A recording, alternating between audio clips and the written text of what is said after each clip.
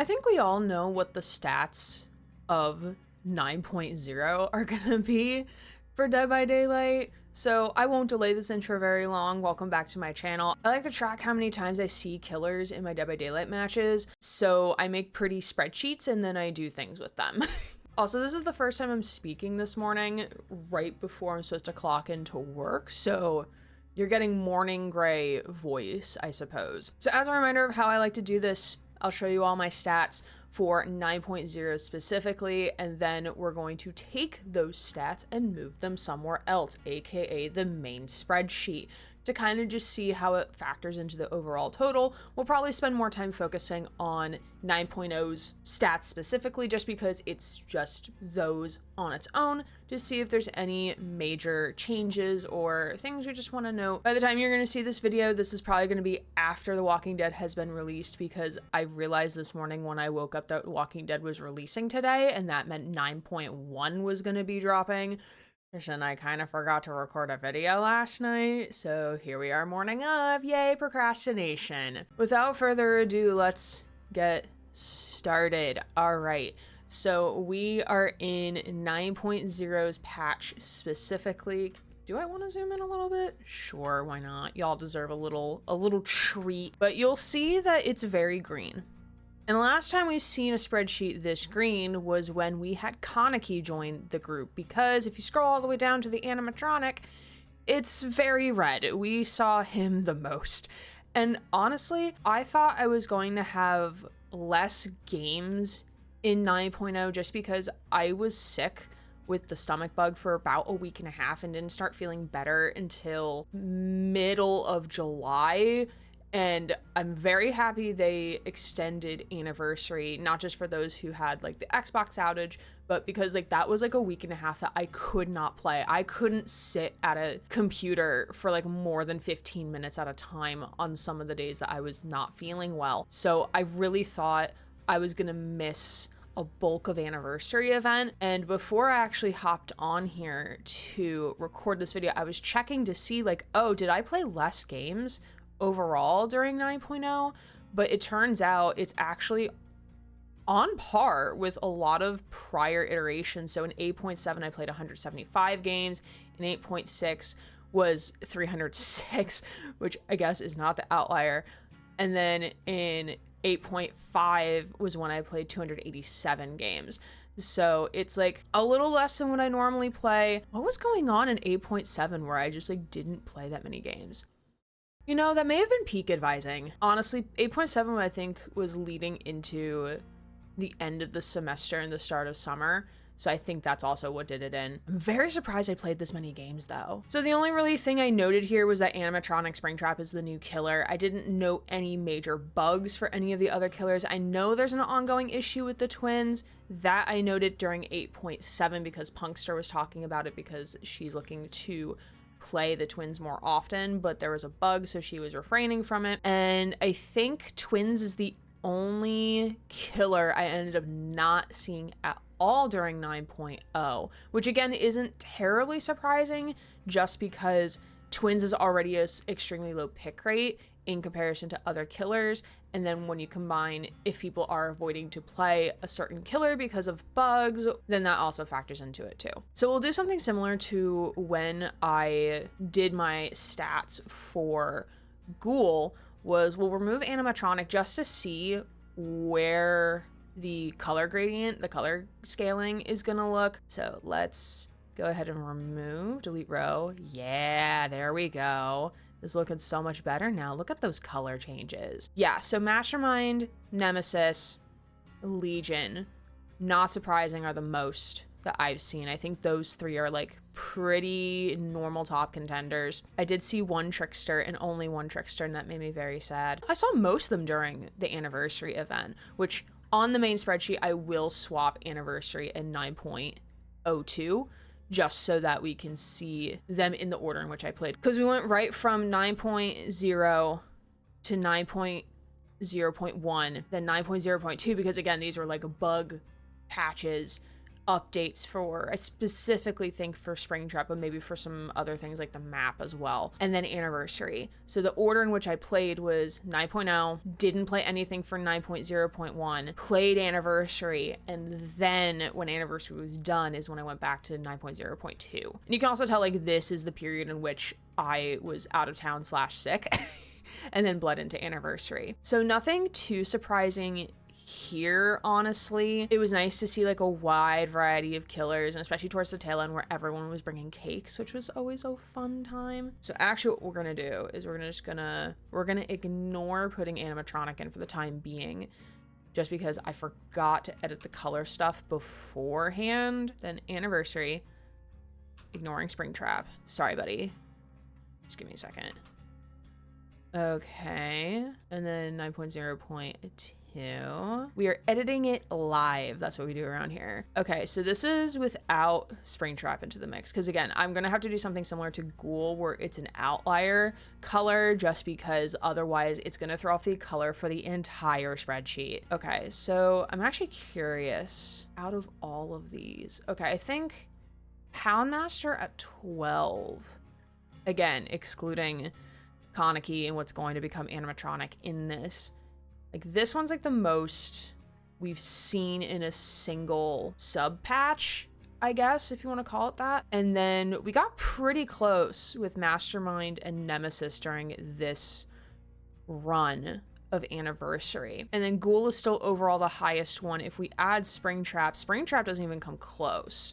To be fair, I did play significantly more games in 8.6 than I did in 9.0. Oh, and trust me, I tried playing this game on the Switch. I downloaded it, did the cross progression, had a whole issue with the cross progression stuff, and then logged in for my dailies when I was not here to log into my computer, played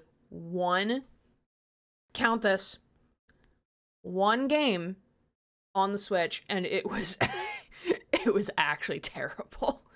I don't know how I looped, honestly, on the Switch, because I'm not a controller girly. I like my mouse and keyboard way too much, but oh god, frame rate. Oh god, it was so bad. I felt so bad for my lobby.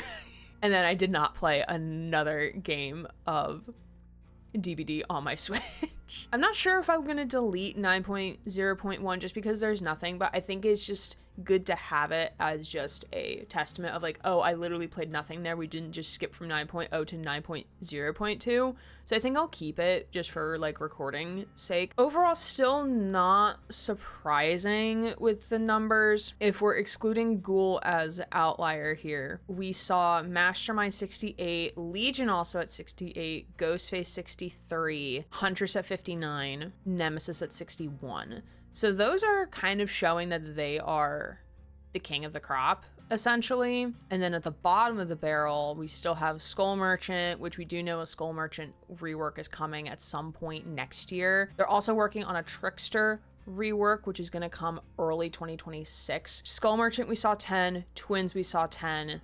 Overall, since we started tracking. And then Hag at 13. And we've been tracking since kind of 8.2.2 almost a year ago, which is kind of fascinating to think about. I really love just seeing the numbers. All right, I'm gonna add animatronic back in just so that these numbers are here. Yeah, so I did make a pie chart because I saw someone on Twitter make a pie chart and they had played 800 something games, and I'm like, oh my god, I wish, but I was kind of sick and I kind of work full time and I kind of stream on the side. So I did make a pie chart, which it's kind of hard to see. So I'm gonna make some adjustments real quick here. Not so you're gonna see all the names, but I did try my best for the colors. I don't have a color key because again, this was like during work.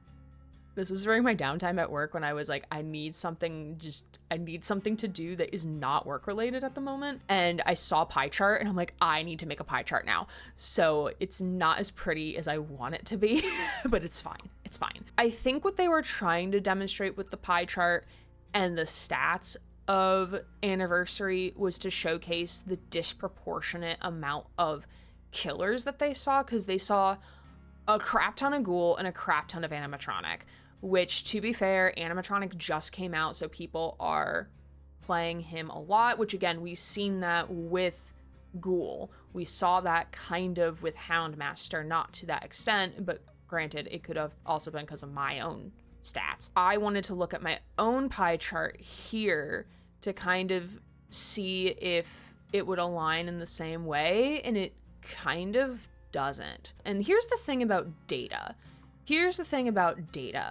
And I blame work for this one, actually. The thing with data is that if you know what you're looking at, if you know how to use the data, you can kind of manipulate it into what you want to showcase. It's why I hate percentages of things when they don't give you like an overall number. 1 point something something percent of people that we surveyed favor this or don't favor this. It's like, okay, but what is the sample size? Is it 10 people? Is it 100 people? Is it 1,000 people? Because that drastically changes your statistic number, right? So when you're looking at pie charts as an example, and I have percentages because I thought like, oh, it'd be cool to have percentages because that's like the one thing I don't have on here anyway, is that 30 of my games out of, I did not include the total amount, 181 games that I played in Anniversary, I saw 30 animatronics, so that's around 16.6%,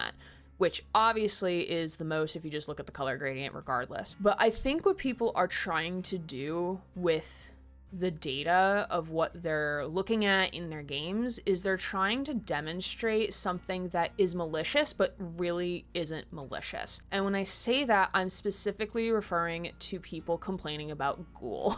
To be fair, and I will preface, Ghoul does have some issues. There are some mechanics with him that can be very frustrating, and I think the developers have said that those things were not intended. But the thing that people keep complaining about Ghoul is that like they see him so often and he's just like a terrible menace to play against, and they're trying to use data to showcase that, which cool, fine. Like you can't really lie, or you actually can, but you can't really lie about your games that you've played, right? Like I played 181 games, most of them were animatronic, and then like a little bit of everything else. Nemesis was 5.5%, Legion was 5%, Mastermind again was 5.5%. Twins isn't even on here because we didn't even see her once. Same with Hillbilly. People are trying to use data to like prove their point in a way. And of course, like that's what you're supposed to do with data. You're using data to demonstrate a need or a not need for something. That's what I do with work all of the time. It's required for work to demonstrate with assessment, with student data, as to why we need certain initiatives and why we need money for certain initiatives. So I get it, I totally understand. However, we're also disregarding other factors, right? Because like when you're looking at data, you also have to take into consideration what server are you on? That can play a factor into what killers you play. If I'm understanding correctly how the servers for Dead by Daylight work, Susie, who's my UK friend, who's one of my moderators on my channel, primarily plays on the UK servers, unless if she's playing with me. I play on the North American servers, probably if there's like an eastern half of the United States server. That's what I play on. So even if we play at the exact same time of day on our own respective servers, we're probably going to see very different results just because we're playing on two very separate servers. And the killers on those servers are going to be playing different things. One person is seeing a lot of Ghoul, and I'm seeing a lot of animatronic, like that's my primary killer that I am seeing. There are other factors contributing to that. It's also about the time of day you're playing. When are you playing? Like I tend to play during my lunch break at work, which is 12 to 1 when I'm not physically in office, and then I play in the evening, and then on the weekends I play anytime I want. Whereas Susie plays at 2 a.m. in her time zone. That also plays a factor because who is online, who is going to be playing what?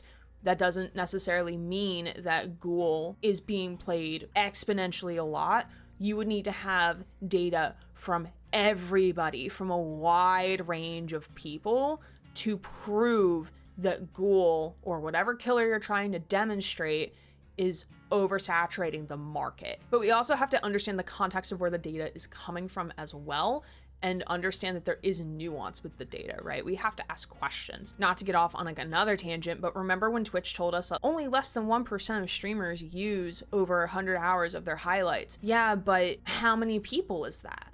Out of how many users? Are you looking at all of your user base? Are you looking at just people who streamed once this month? Are you looking at people who stream once this week. Like, where is that metric coming from? And it's so frustrating, especially when you start becoming analytical of the data being presented to you. So I guess all in all is that data can be very powerful, and knowing how to understand data and how to use it is also very powerful. So life lessons with Aaron Gray, I suppose. But this was still very fun to look at, even if it's only for like a little bit of a demonstration of things. And again, no disrespect to that creator. I completely understand. Like, I will play against Ghoul for you if you don't want to. I will take the Ghoul. I love Ghoul. I love playing against Ghoul. So you don't have to. So you can play against whatever killer you want to play against. I'm fine with that. I think that kind of wraps up this video because, again, we're seeing majority is animatronic, and the next patch of 9.1 is bringing us the Walking Dead survivors, which I'm not super excited about, but that I think is because I was never into The Walking Dead. I watched one episode and then noped out. But I am excited for those who have been wanting The Walking Dead in Dead by Daylight for a really long time. Like, I'm excited for y'all. And if you haven't heard, we did hit our sub goal on Twitch. So thank you to my Twitch friends over there for helping us reach that goal. So we will be doing our Adept a Killer challenge starting the second Friday of August. So if you want to come hang out over with us on Twitch to see me try to adept every single killer in Dead by Daylight thus far, you can come do that. And we're going to suffer together because some killers are going to be worse than others in terms of my playstyle. So that's going to be fun. And I'm a little scared. But with that, I appreciate you all checking out this video. We'll be back for 9.1 when that comes around, and let me know your thoughts in the comments below. My name's Aaron Gray, Queer Riotous streamer, signing off.